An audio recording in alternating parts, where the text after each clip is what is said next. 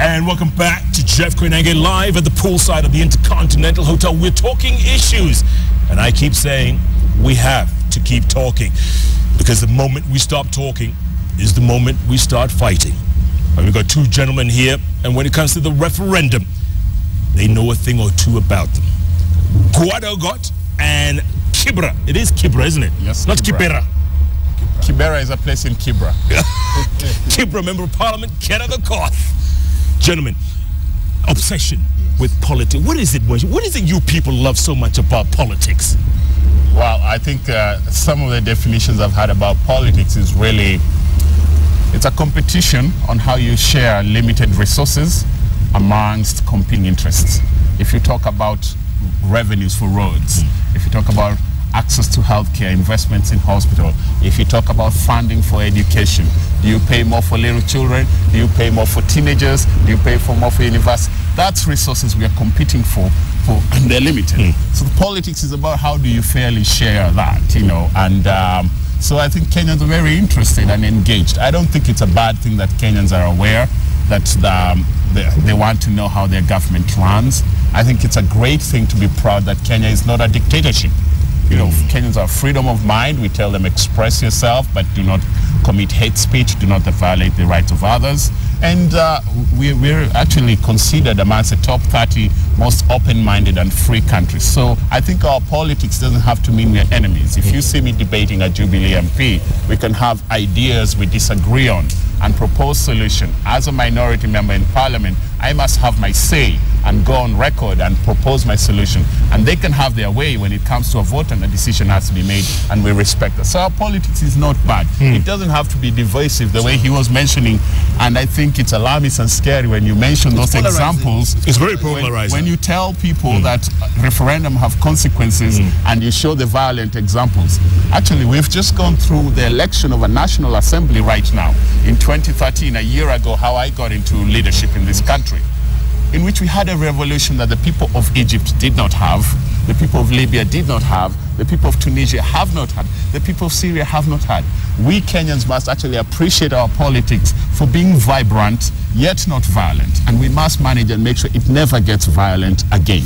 That's the commitment of our generation. Some of the headlines we see, court this, Jubilee that, TNA this, ODM that, and we're obsessed with that. Is that our fault that if we put a nice, soft headline, those newspapers wouldn't be bought, or people will switch channels? I think we must appreciate that our politics is polarized along ethnic lines.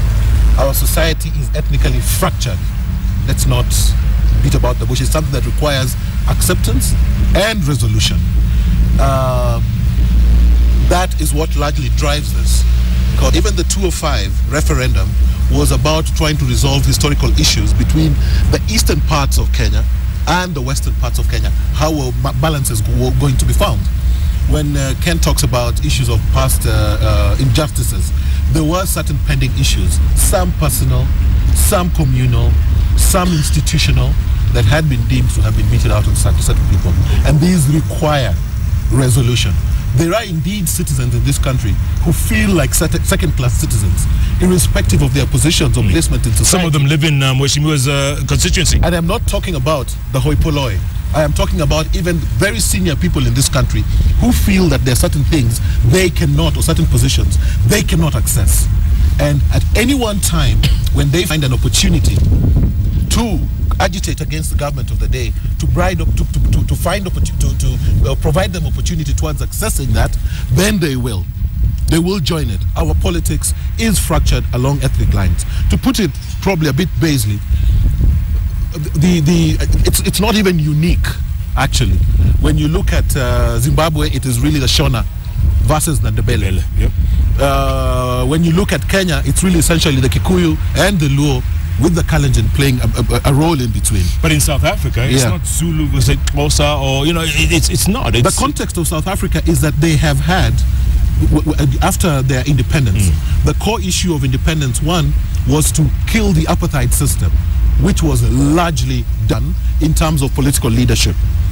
But post that, there is still issues, particularly regarding land, that Marema Julius Malema is bringing to the fore, and you can see the mark he has made. Why do I say this?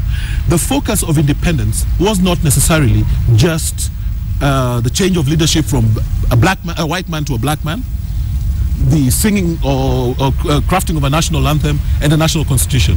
I think one of the major issues was the reclamation of land from the colonialists. Now, on that note, you find that President Robert Mugabe of Zimbabwe may be actually the only leader in Africa who has taken the independence struggle the whole hog. The land is ours. This is my ancestral land, and I will retain it at all costs. And that's why some people call Mandela a sellout, because people ask, how, for example, why does your enemy build for you a statue in London? Why is Mandela proclaimed so much? Because he left the land in the hands of the Boers. And that is what is giving Julius Malema momentum to mobilize a new wave or a new generation that will ultimately go and reclaim the land. And that, to me, may be the last frontier of the independence struggle. What does that say about Kenyatta 1? There's issues about land, no doubt, in Kenya too.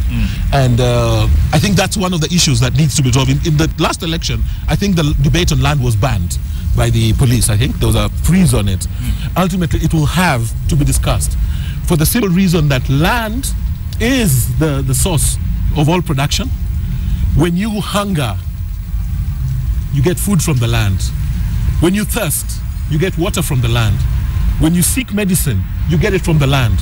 When you want gold and silver, wealth, you get it from the land. When you die, it's ash to ash, soil to soil, the land. Beyond all these problems that we talk about as a nation, there is an element of land in it, from Peketoni to Rift Valley. The element of land comes in. So ultimately, at one point or another, that will have to be looked at. Moshimo, do you agree? I actually want to make 2 points. One of the points is I slightly have to correct what Gwada said. We are not imprisoned, and it doesn't seem like we have no other choice but to view our politics through ethnic lenses. Some of the issues we're going to bring up on the referendum, if we say we want a reformed provincial administration that supports the national government but does not supersede our county governments, which we actually elect, that's an issue that doesn't have to divide the country on ethnic lines. For instance, if we say we want 40% of money to the county governments, that is not an issue that has to divide us on tribal basis. So it's one of the key things that I often tell Kenyans: let's free ourselves. Let's emancipate ourselves from retardation and mental slavery and backwardness. Let us actually say we can think critically and say very basic things. Ukabila ni ujinga. Let us not run on that. If you cut my veins, I bleed red. You cut your veins, you bleed red. We are all humans. So ukabila ni ujinga. And let's shun leaders who try to mobilize us on tribal basis. Let's shun them. Give them a blackout on our media. Let voters cut them out at voting time. And let also not criticize and vilify leaders who oppose tribalism. In Kiswahili say, kupinga ukabila si ukabila. If you see our government is practicing tribalism in any of our counties, for instance, we say 30% of the public service employees in every county have to be non-natives of that area or not from the predominant groups. How many of our county governments are following that principles? In the national government right now, if you criticize the government of President Uhuru and Ruto, their predominant appointments, including the National Cohesion and Integration Committee that has just been proposed today, is going to give a job of the chairman to Francis Ole Kaparo, just because he's an old man who was there at textbook since I was in primary school. Young people can do those jobs. So kupinga ukabila na that system, si ukabila. It's just saying the truth. But I think the second thing that we want to say is we can fight tribalism in this country. Our politics doesn't have to be organized on that. And the issue that we said, if you bring in people who actually run for national office and cut a certain threshold, their issues are brought to the table. Kenyans will see it's not a winner-lose-all system, and some Luos might feel comfortable and say, my Luo presidential candidate hasn't convinced me on the issues, and I think Peter Kenneth is more convincing on the issues, and vote for Peter Kenneth, and not think it's a winner-lose-all system in which their community will lose. That a Kikuyu from Central Province might say, you know, Uhuru Kenyatta hasn't given me a solid jobs progress for youth, and I want the youth of Murang'a and Kiambu to have jobs. Therefore, I will vote for Abdu Badida, since he has the most innovative ideas on how to engage youth. So those types of things I think need to come in, and we can organize our policy in a better way. But it doesn't have to be politics all the time that divides us. We can have politics that are competitive and are fair, and they're decided in a clean system. That's why we need to talk about electoral reform. We make sure that the referee and the system of our electoral reform is done in a nice way, and where our electoral process has everyone's confidence. You know, if you're going into the World Cup and you're Brazil and you're playing against Germany, you want to know if they beat you 7-0, it's because they were 7-1. I know it's a sore issue, but they beat you not because the ref was playing favourites. Yes. And so we have to be honest right now. The IEBC reform that we as CORD are calling for is not specifically about individual leaders of the IEBC. Those who are found to have been responsible and incompetent in the procurement, in the transmission of the results and things like that, can be held to account through the parliament or something, and can be removed, because they are security of tenure. These are constitutional commissions. Correct. So it's not a simple issue, but we want to talk about continuous registration, giving the IEBC to be truly independent, its own budget to sufficiently register voters continuously, and prepare its staff to conduct competent elections that everybody will say, hey, you're all safi tulichapwa. Yeah. But that same IEBC, wouldn't that be the IEBC that would be conducting the referendum? Exactly. To me, I have no problem with it intellectually. I can tell you for sure, we can craft a referendum question about the IEBC, and the IEBC can prove how professional and independent it is, and run a professional referendum that votes it out. I think that there's also certain issues that in terms of, say, electoral reforms. One of the key issues of electoral reforms across Africa is that they have also brought in a clause that requires the use of electronics in elections. Now, what nobody's talking about is that the use of electronics in elections has failed across Africa. The Sierra Leone presidential race ended up in court, in a court petition, because the electronic systems failed. But Ghana, the same thing happened. Correct. In Kenya, the same thing happened. In Florida. In Uganda in 2011, all the parallel systems, the electronic systems, all collapsed. And they all brought in electoral conflict, one, and two, very expensive court petitions.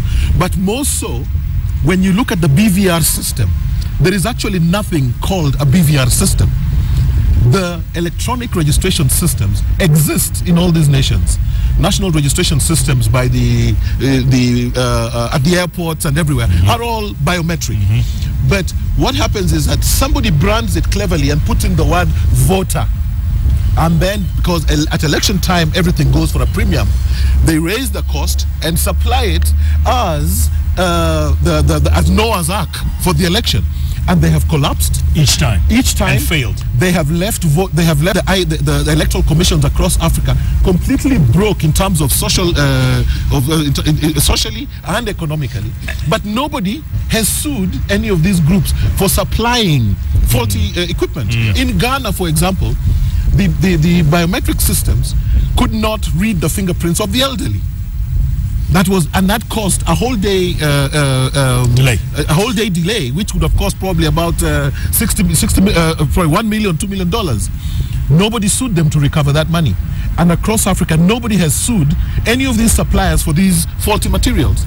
It is also known in Kenya, we have Oswago in court. Oswago has been taken to court, and I think he won't be the only one. Once the case starts running and the evidence comes, he will have to defend himself and point out what went wrong. Some of the commissioners might have been in the know and involved, but we've also had the chair of our IEBC, which is supposed to be independent, tell us that the equipment was imposed on them by the government, that they didn't ask for it, they didn't have the training, and they didn't even negotiate for the price. That it was somebody else's stand-upreneurship opportunity to make a lot of money. So that actually is a valid point that I agree. When we bring it back to Kenya, Kenyans want to know how does this matter to us. So these are all issues. By the way, how much did it cost? Like what? 100 million US. 100 million US. 100 million US. Yeah, like it was US $8 billion shillings. Yes. It was more 100 million and US it is money we didn't have. So we took as a loan from Standard Bank in London. And we have to pay with interest. So we haven't paid for it. There is nothing like a biometric voter register. And when you suggest, it doesn't exist. It does not exist. All you have is a scanner, a camera, and a fingerprint reader. That's it. And there's no saving. You can't save that information. No. And two, these can be done on an Android phone. 3, apple farmers, potato farmers, And secondly, the issue of electronics in African elections. Following my experience, in 21 elections across Africa and referenda, what I deduced was, or I isolated something called electronic rigging. Where electronic rigging occurs, you do not need to remove populations or to move them. Yeah. So there will likely be no violence where there's electronic manipulation of the processes. And what I have proposed as a remedy to that is electronic observation. We are moving towards the digital world. We do not need physical election observers who come in and read the E-Day process. We want people who follow that process from the moment when the software is being developed. You want to know who is, which servers are being used, that whole electronic process. You no longer need 1,000 election observers on the ground. Yeah. All you need is 5, 6, 10 IT experts who will sit and study this system Electronically. Gentlemen, speaking of electronic, you need to get on Twitter, Gwada. I think you're still in analog land, right? We're going to take a break, come back, talk about the way forward. The way forward for this country, folks. Because at the end of the day, there's no other Kenya. Yeah. This is the only Kenya we have. No one's leaving.